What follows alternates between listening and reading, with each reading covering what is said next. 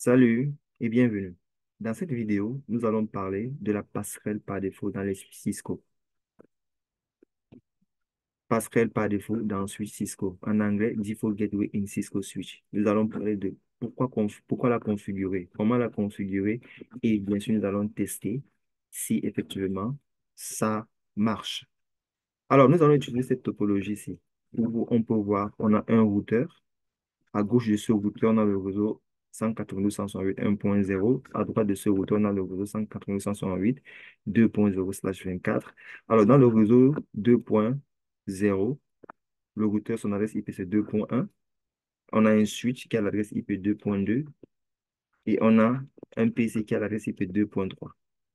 La passerelle par défaut de ce PC, c'est 2.1, qui est l'adresse IP du routeur. Alors, à gauche de ce routeur, nous avons le routeur déjà à l'adresse IP 1.1, qui est la première adresse valide de ce réseau 1.0. Nous avons un switch qui a l'adresse IP 1.2, qui est la deuxième adresse valide de ce réseau.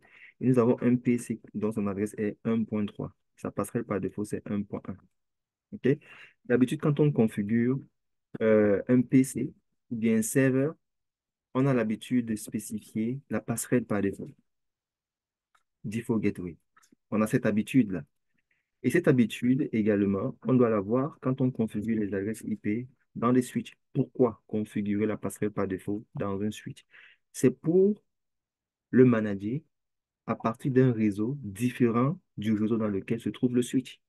Ce switch actuellement, il est dans le réseau 1.0, son adresse IP c'est 1.2. Si c'est qu'on veut le manager à partir peut-être du réseau 2.0 qui est différent du réseau 1.0, si je veux le manager à partir du PC 2.3, il lui faut la passerelle par défaut pour pouvoir communiquer avec les équipements qui sont hors de son réseau.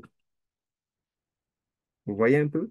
C'est pour cette raison qu'on attribue les passerelles par défaut au serveur, au switch, au serveur, au PC. C'est pour permettre à ces serveurs, à ces PC de communiquer avec les équipements qui sont hors de leur réseau.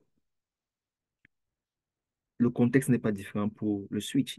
Par exemple, si je viens ici, OK, je suis dans ce PC, je classe un peu, voilà. Je ouvre ce PC.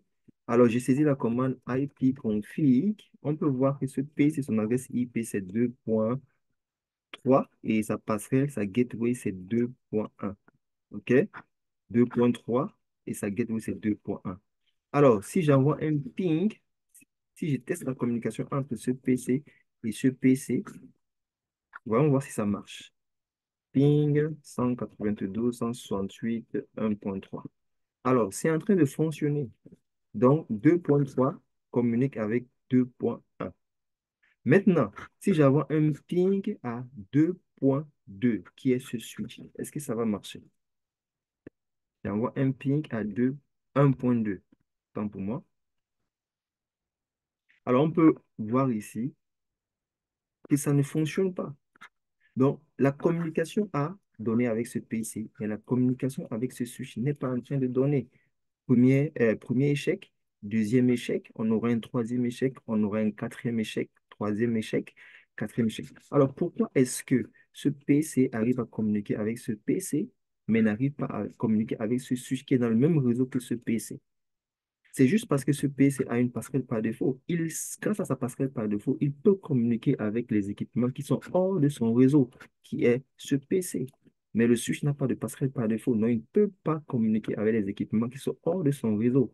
Alors, ce qu'on va faire maintenant, je vais me connecter à ce switch et je vais lui donner une adresse. Je veux configurer sa passerelle par défaut. J'ouvre le switch.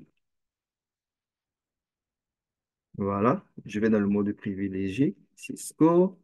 Alors, pour configurer la passerelle par défaut dans un switch, on saisit la commande IP default. euh, je mets le point d'interrogation. Oh, j'ai pas écrit IP. IP, euh, IP default gateway. C'est la commande pour configurer la passerelle par défaut dans les switches Cisco utilisant l'iOS comme système d'exploitation. Alors ici, je vais mettre sa passerelle par défaut qui sera 192.168.1.1, qui est l'adresse IP du routeur qui est dans le même réseau que nous. Ce switch, il est dans le réseau 1.0, son adresse IP c'est 1.2, donc sa passerelle par défaut doit être l'adresse IP du routeur qui est dans le même réseau que lui, 1.1. Alors, c'est ce qu'on vient de donner comme Pascal par défaut. Alors, maintenant, je valide et je vais dans ce PC retester le ping. Je rappelle la commande ping 1.2 qui est le switch là. Alors, on a un premier échec et le deuxième passera. OK? Voilà. Il y a communication maintenant avec ce switch. Maintenant que ce switch peut communiquer avec les équipements qui sont hors de son réseau 1.0, à partir de ce réseau, de ce PC 2.3, je peux maintenant manager ce switch à distance. Je peux envoyer un telnet à ce switch 192.168.1.2 et puis je valide. Voilà, on me demande le mot de passe. J'entre, enable, Cisco. Cisco. Voilà. Là, je suis dans le switch en question. Donc, ça n'aurait pas été possible pour moi de me connecter à ce switch à partir de ce PC 2.3 si ce switch n'avait pas de passerelle par défaut. Donc, voilà, on a parlé du pourquoi configurer une passerelle par défaut dans un switch, comment configurer la passerelle par défaut dans un switch et on a testé après configuration de la passerelle par défaut dans un switch Cisco. J'espère que vous avez appris un ou deux trucs dans cette vidéo. Si vous avez aimé ou bien si vous aimez ce genre de contenu, n'oubliez pas de vous abonner, de liker et de laisser un commentaire si vous avez des questions. Et si vous avez des questions, bien si vous voulez juste apprécier. Merci de votre temps. Je vous souhaite d'excellents moments jusqu'à la vidéo prochaine. Bye bye.